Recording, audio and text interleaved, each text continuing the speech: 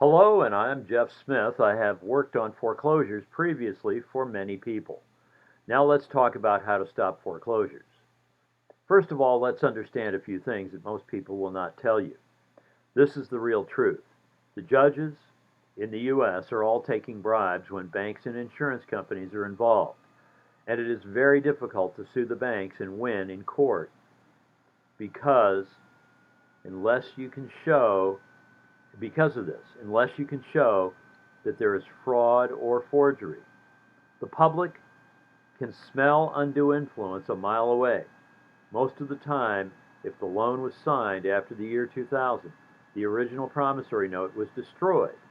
And if you subpoena the original promissory note, you can discover that the note is a forgery made on a computer using Photoshop or Illustrator. You do need a forensic document examiner and a good lawsuit in place to do this. I will show you an example of the kind of forgery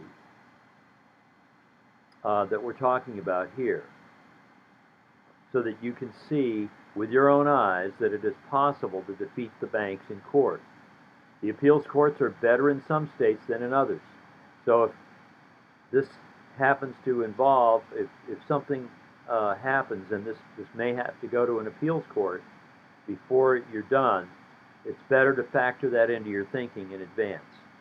Another thing that you can do when you have some equity in the home is to find a real estate agent who knows sources for hard money loans.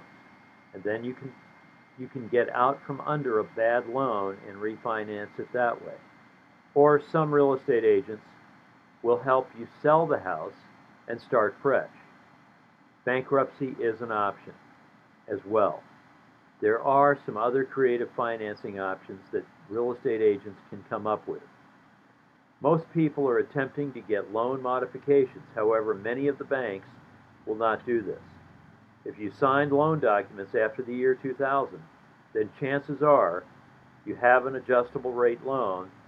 That is a loan that was designed by the banks to give you a mortgage that could never be repaid by the homeowners. If your monthly payment doubled or tripled over time, this is an adjustable rate loan.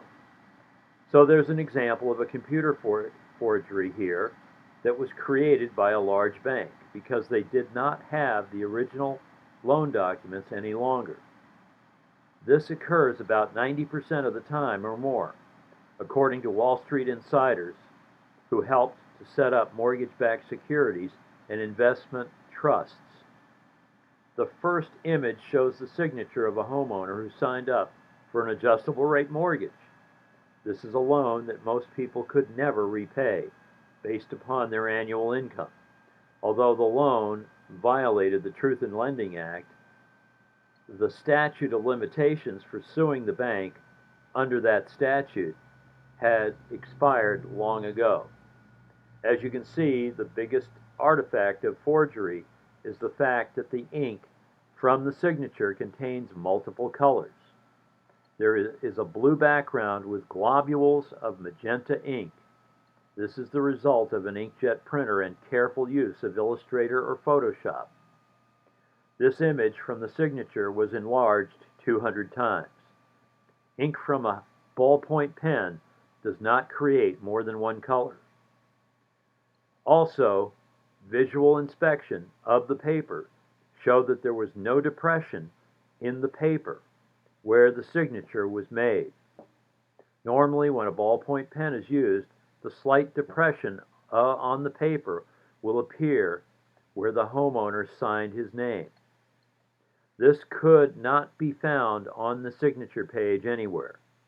If you examine the signature carefully where it crosses the signature line, you will see the magenta color is dominant, even though the magenta should not be there if a blue ballpoint pen was used to make the signature. There are a few other obvious signs that an inkjet printer was used. There were vertical ridges that are visible from a dirty color printer paper handler. This is discussed on page 3 of the report. The other obvious anomaly here is the fact that Pantone colors were used when the document was printed on the inkjet printer, and those colors match the colors used in this particular inkjet printer. The documents were inspected in a deposition, and the witness was asked about his background, education, and training. This is seen in the deposition. The expert witness has a PhD in electrical and computer engineering and a master's degree in electrical engineering. The witness worked on projects involving graphics and digital image processing. He also had a background in computer software such as Photoshop and Illustrator. The expert witness charges over $2,000 and is probably necessary to have a second witness, such as an ink expert, to back up his story. If you want some help in fighting your foreclosure, we can help you with this. I can be reached at highsierra7777 at hushmail.com. And thank you.